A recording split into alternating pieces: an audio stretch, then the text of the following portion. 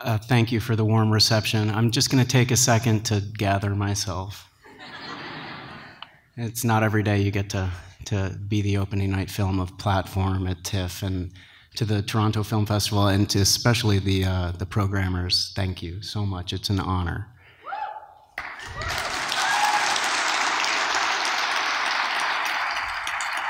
So a couple quick thank yous. I'd like to thank Backup Media, Joel Thibault and David Atlan-Jackson for being such great partners. To my producers, David Lancaster, Stephanie Wilcox, you delivered every step of the way, and I appreciate that.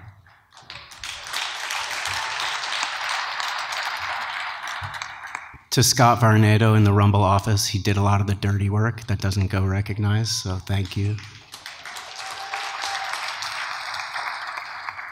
To Nick Shoemaker of UTA and my lawyer, Andre Desrochers, thank you so much for your patience and for your guidance during the entire process. Oh wow, there's a balcony too. That's incredible. Most importantly, I have to thank my incredible cast, which I'd like you to meet. First off, Jamie Bell.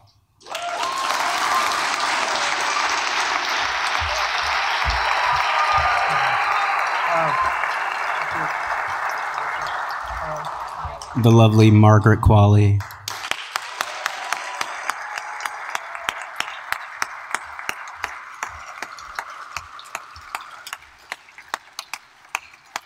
And the unstoppable Frank Grillo.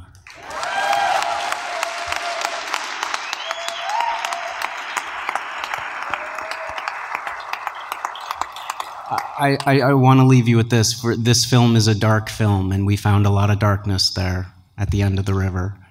And it was almost too dark to see, but within that darkness, there was great, great beauty. And I hope the film speaks to you. Thank you very much. Hello again, everybody. We're fortunate to be able to spend some time with the director and cast after the screening today. So if you do have a question, raise your hands high, wave them around, especially if you're up there in the balcony. It's bright up here. I'll do my best to repeat the questions as best I can for the benefit of everybody else here. If you keep them short, we'll have time for some more of them. Okay, please join me in welcoming back to the stage the director of Donnybrook, Tim Sutton.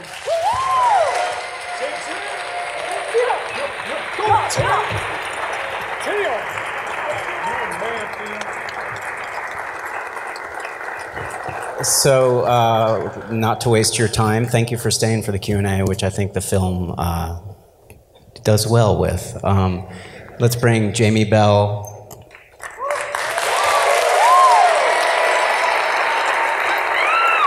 Who needs a drink? Margaret Qualley. And Frank Grillo. Frank's in the bathroom. Frank's in the bathroom. Frank will be here in a minute. He needs to collect himself. He just saw the movie for the first time. All right, it'll be a nice dramatic welcome when he comes out to join us. So I think I'd like to just start off by talking a bit about what this film was like for you to make, Tim. It's a very different film than the films you've made previously in terms of scale and everything, although it does return to some similar themes from your previous work. So maybe you could talk a little bit about the experience in general.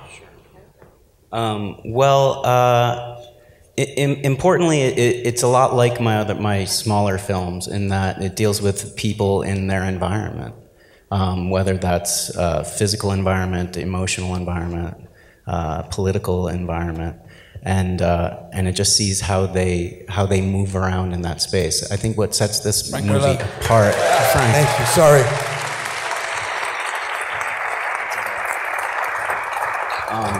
I think what sets this movie apart is first of all, the scale. Second of all, the performances, the characters you really get to know and you really get attached to.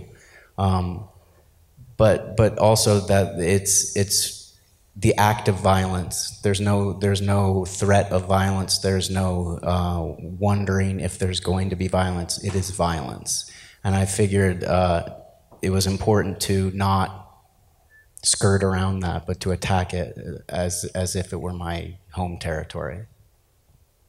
You know, for me, this film, as I think I mentioned in the introduction, what it signifies to me is really a metaphor for a very, you know, in America suffering from some form of PTSD itself, and you have, you know, this question of whether it can recover and whether there is hope left and whether these characters can achieve it or if they're too far gone. And I'm wondering, you know, what you think about that. And I know this was adapted from a book, so maybe you can talk a little bit about what the message means to you.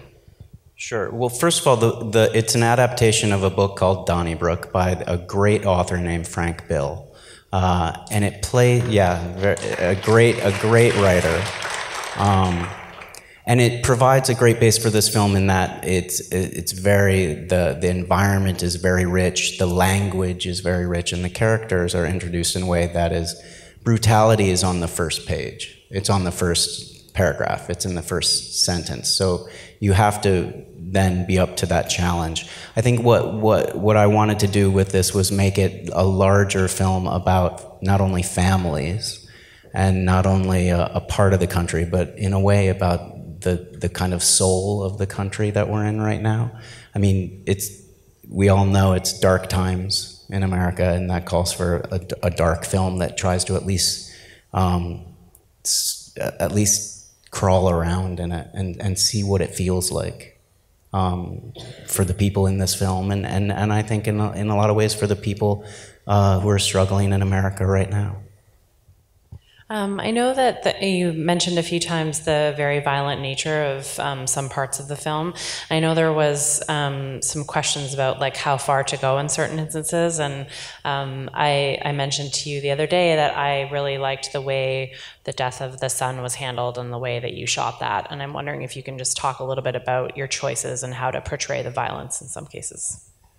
I think it's important that the son dies. I think that's a horrifying thing to say, but as a writer and as a director, what my goal is to do the things that scare me most, that worry me most, and to try and illustrate them and try and learn from them, put myself in that position.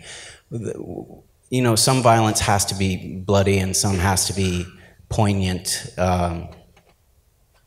visually, and some needs only to be suggested. So I think, and you know, David and Stephanie, my producers, were helped talk me through how much to show and how little to show. But I think the most important thing is, at that point in the movie, all you need to do is see Frank's face, and you gasp. And I thought it was important to make the movements of the camera and the sounds as ambient and as artful and as smooth as possible, because it's like, at that point, Frank is not a human being, he's the devil. I mean, that's what it looks like, and that's what it feels like.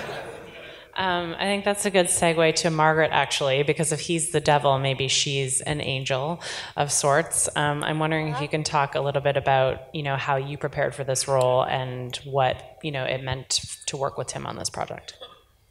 I feel so lucky to have been able to work with Tim. I think he's just the greatest. And no, yeah, I don't know. Delia was really special to me, and I think despite the fact that she's in really horrible circumstances, she is so beautiful and angelic and powerful and strong and all those things. So it was really awesome to be able to play her and then to work with him and these guys. Your character is so expressive in the film and doesn't often have much dialogue, but it's a very physical, beautiful, raw performance, and I'm wondering how Tim helped to get that out of you and what the approach to some of those difficult scenes was. I think one of the most exciting parts about working with Tim was just that he really didn't draw any boundaries and it was open to whatever happened on the day. Like, obviously, you know, the script, for starters, was really phenomenal, and he's such a talented writer, but then he was open and kind of relished in spontaneity, and so that made it, you know, just coming to set really exciting, a little scary, but really exciting. I think for Jamie and Frank, your characters, I think both represent opposing, you know, opposing things, one being, you know, ultimately hopeful, and the other being maybe evil that can not be, you know, turned back. And I'm wondering if you could each talk a little bit about how you approach these characters and, you know, how you prepared for them and what they meant to you. I mean, what I loved about Jar is that there's a nobleness to him, which I hadn't really seen in a lot of characters, at least nobleness in this way. You know, he's come into this family that isn't his own. He's raising these children that aren't his own. This woman that he loves, even through all of her flaws, is kind of crippling the family, but he loves her regardless. You know, he's an ex-serviceman, so he understands violence, and you know, he's part of this kind of forgotten society. And there's a desperation to him. There's a desperate need to alter his circumstances, and the only way that he thinks he can do that is through violence, because that's what he knows. That's what he's good at. I just love the idea of a character who puts his life on the line to save his family. I just think it's a really beautiful idea, even though, you know, at times he grapples with morality and the law and authority.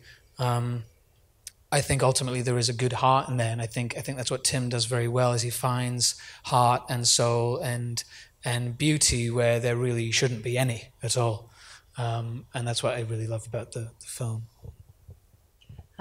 Frank, maybe you can take that one too and talk a bit about your preparation and approach for the character. Yeah, well, it wasn't pleasant. You know, the sad reality is we don't have to look very far to see evil. I was just in Cincinnati, Ohio. I'm making a movie there, and yesterday my apartment was about 500 feet from the bank, where a guy walked in and just started shooting people, and he killed 3 people, and then eventually they shot him. This was on my way to the airport to come here. And the result of it was that he didn't work there or anything. He just walked in there with 100 rounds, 100 mags, and just started shooting people. And that's evil. And that's what I think, there's a guy who lost hope. And I think that's, to me, what it represents, especially in our country where this was running rampant. It's almost pandemic that people kill each other like this with no sense of sympathy or empathy. And I think that's where the character had gotten to a point when you meet him in the movie. And I really believe in my heart of hearts, at the end, he wants to die. That he died fast. If you notice, he went down and kind of gave up almost. I mean, no offense, Jamie. You were very masculine in the movie. But, truth be told, you got me kind of quickly. So to that, I believe, and you know, again, Tim, the sparsity of the words is brilliant. And you're right, by the time you see me in the coat, and you know someone's dying. And I've just saw the movie for the first time, and I'm a little shaky, so. The last scene, or one of the last scenes when you finally reached the Donnybrook and the fighting, we talked earlier about how important it was for you know, how that was choreographed, or maybe a lack of choreography. If maybe you could talk a bit about the decisions behind how that came to be. You know, my films in the past have been very ambient and ephemeral, and I had never done fighting or stunts in any way. So it was a real challenge for me, but it was at the same time very exciting. I went at it knowing that if the first 30 seconds of the fight weren't real, weren't scary, weren't like you have to duck your head into your arms because it's so horrible, then the film as a whole will fail. So, you know, at first the stunt coordinators were showing me, like, what about this backflip chop move? And I showed them these YouTube videos. They did a tremendous job, by the way, but we worked together. I showed them these YouTube videos of Russian gangs fighting in the outskirts of Moscow. It's just 20 on 20, and they just get near each other, and then it becomes one thing, like one form of these people just beating each other to death. It's horrifying. And I said, that's what it needs to look at. So let's strip everything down. Let's take away what everybody knows as far as different styles of fighting, and let's just try and kill each other. And then they went away and developed a choreography that answered that, that call, and did a fantastic job. I mean, Jamie and Frank, Frank is an expert fighter, but even he had to kind of strip down what he usually does, or what a lot of his knowledge, and just kind of go just from the gut. But I want to say something about that. The most important part of the fight is not the fight. It's the national anthem. It's the national anthem. You're looking at you're hearing Land of the Free, and you're looking at a bunch of men in a cage with fires in the background, and they're all there to kill each other. And it feels like that to me defines the film and defines its place in the country right now. Yeah.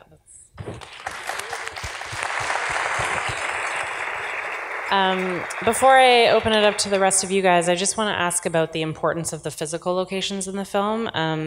Landscape and the characters' interaction with them, I think, is very important, and in all senses of that word, and it has been in your previous work as well. So I'm wondering if you can talk a little bit about just the setting. Well, sure. The book is set in Indiana, and we shot in Ohio, which is right next to Indiana, but most importantly, we shot on the river. And the river was the most important part of the landscape to me, because Jamie and I talked about the comparisons of this film to Apocalypse Now, which is a masterpiece, and this film is not, but we can all have dreams. But about Willard going up the river and coming to the Donnybrook, he's coming to the end of the world. He's coming to a different place. He's coming to where laws don't apply, where nothing good is going to come. That when you win, when you do your job, no one survives truly the Donnybrook. Technically, we used wide lenses, so we could see everything the entire time, the kind of vastness of the kind of barren landscape. And then by the time you get all the way to the Donnybrook, all you see is this cage, and you know you're never going to get out. Okay, on that note, we'll turn it over to you guys. All right. Just down in front here on the aisle.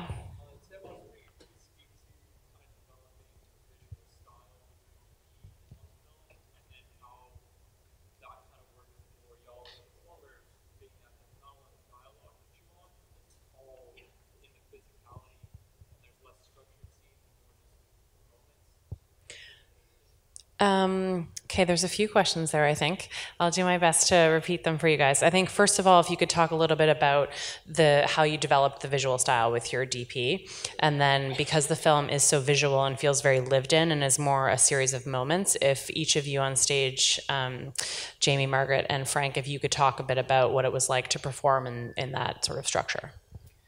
Great. The cinematographer's name is David Ungaro. He's the youngest person to ever be admitted to the French Society of Cinematographers, which is a real honor. We hired him, David, Stephanie, and I hired him because of his work on A Prayer Before Dawn, which unfortunately you will not see because it came and went very quickly, but it's this incredible film about a Thai prison and boxing in a Thai prison. So we knew that he could make up for my weak points, which was, I don't know how to film fighting, show me how to film fighting. And then what was important was to develop this language. Somewhere we had fighting on one side, we had the kind of quiet intimacy of moments with like Margaret and Jamie that I knew very much how to do. And we kind of wrapped that together with our main influence with our visual style was Sicario, that movie Sicario, if you've seen it. To move around, exploring things, not constantly, but only when it matters.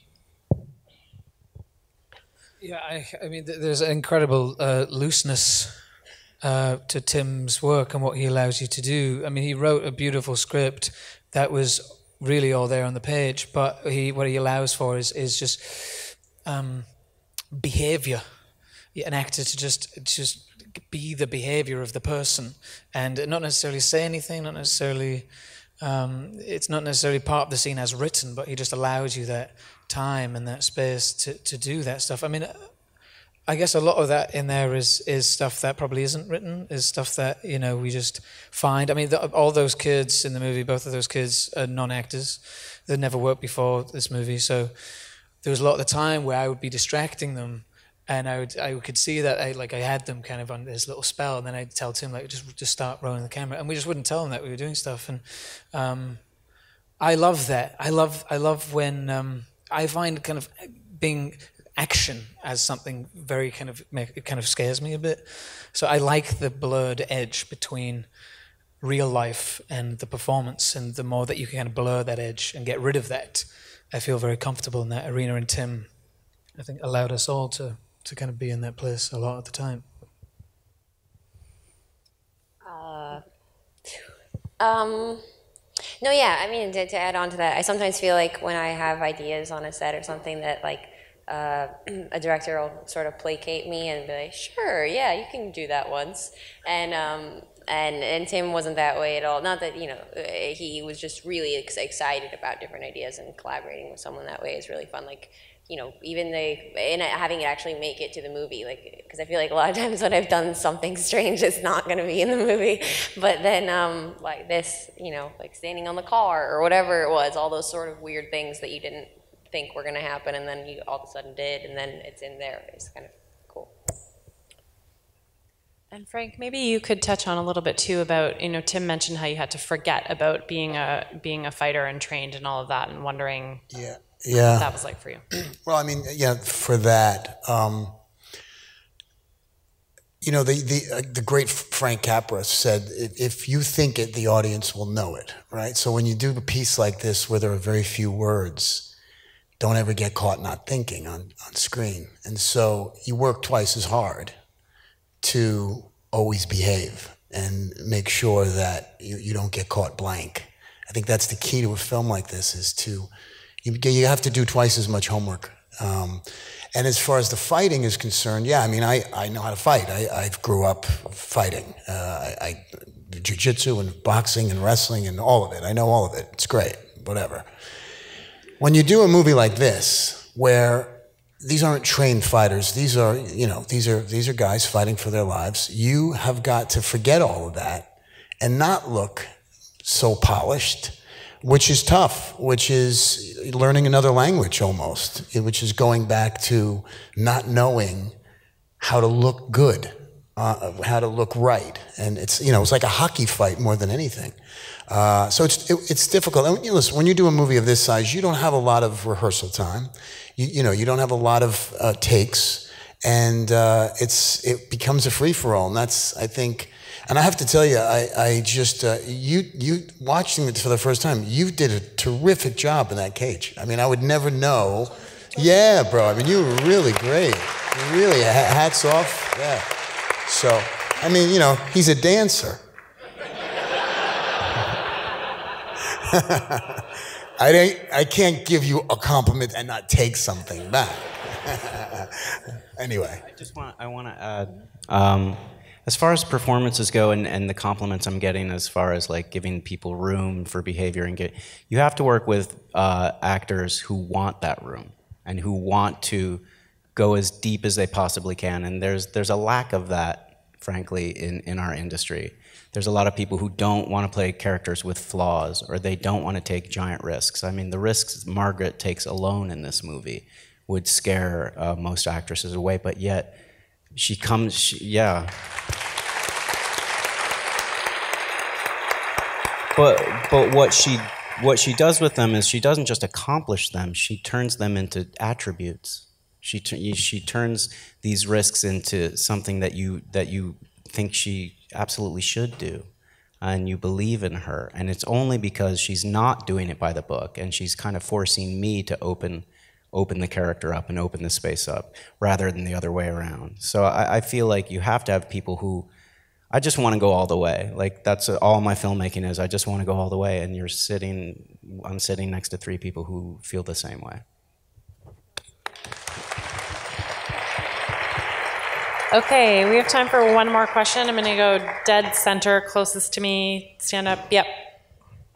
Sean, my first pictures, and I have a two-part question, if that's okay. First for Jamie, though, and her, Tim.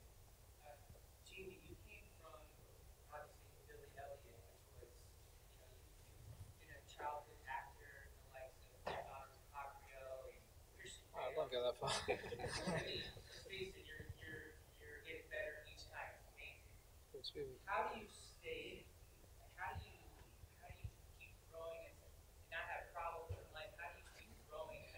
Oh, he's got a shitload of the, problems. What are you fucking talking? Guy's out of his mind. Sorry. How long have you got? The second question is for Tim. The last movie that he did was Dark Knight, which was amazing, and I know a lot of those actors were not trained actors. Right. They were non-actors, which gave amazing performances. How did you like working with these actors? Obviously, actors who are very trained. Okay, so 2 questions. I'm going to try to recap that quickly. First for Jamie is, how do you keep growing as an actor? He mentioned that you started off in, from what most people know, is Billy Elliot. Yeah, dancing already referenced. And so how do you come to be in a film like this, and how do you keep growing? And then for Tim, if you could maybe just talk a little bit more about the contrast between working with non-professional actors as you've done in your previous films and these guys. Yeah, gee, you know, I've been very fortunate, really, to have worked with some really good people, and I got very lucky first time out, which is, you know, is a curse and a blessing, and challenging to deal with at like such an early age, you know. But I went back to school after that, and then kind of slowly started making films with Thomas Vinterberg and David Gordon Green, and just real experiences where I went out, like packed the bag and went onto a set and went, I have no idea how to do this or what I'm doing. But I've realized I don't think that really goes away fully, because I step onto sets now and I feel like, God, I don't know how I've gotten here. I don't know how to approach this. And usually, you know, it's the tormented thing where you drive away from set every day and you go, don't worry, I'll get it tomorrow. I'll hit it hard tomorrow. I'll get it tomorrow, you know. And that's my relationship with it every time. I do feel that you have experiences which challenge you in ways that you feel prepared for. And certainly that's what I felt on this, because I felt I wanted to push the boat out a little further than I usually would do. But that's only because I was given the room to feel comfortable to do that. So I've just been very fortunate with the people that I've had around me. You know, I've had the same manager for almost 20 years, same agent for 20 years. And I think that matters because they care about you. And if I felt very kind of taken care of throughout my career, really. The transition from working with non-actors to actors, it was something that I worried about. I worried if anyone would listen to me on set, which made me a little nervous. Working with non-actors, if you notice, Dark Knight is very much an observational movie, as is Pavilion, as is Memphis. The camera is set in a very specific place, and what between action and cut, it's all up to them, because you can't have a non-actor deliver lines, because they're non-actors. You can have a non-actor pretend they're a great actor, or you'll get a pretend performance. So I made those films behind a glass wall, in the manner of like Gus Van Sant, to watch and to stay removed. The thing that those movies lacked, now that I look back at them, I think I love them like babies, but they lack emotion and they lack connection. And some people really love a movie that's based solely on images, and some people would walk out and say, no plot, what the fuck? Literally at the premiere at South by Southwest. What these actors bring, and what other actors bring, Dara J. Tiller is in the audience. She played Tammy. And the performances... The performances of her and other actors in this film, they can deliver performance, not just modeling. And you know, Bresson calls actors models because they do as little as possible for him. This time, it was able to roll the camera and watch people come alive in ways that I couldn't have directed, I couldn't have thought up. And so they take a performance and they ground it and they take it further. And that gets you excited thinking, oh God, this next scene, what do you think I can do now? Instead of more knowing what the blueprint is gonna be. I mean, Donnybrook comes alive on so many different levels because the performers are able to do what they do. I would have to agree. Thank you so much for coming. Congratulations on the film. Thank you all for staying. Thank you, everyone. Thank you. Thank you.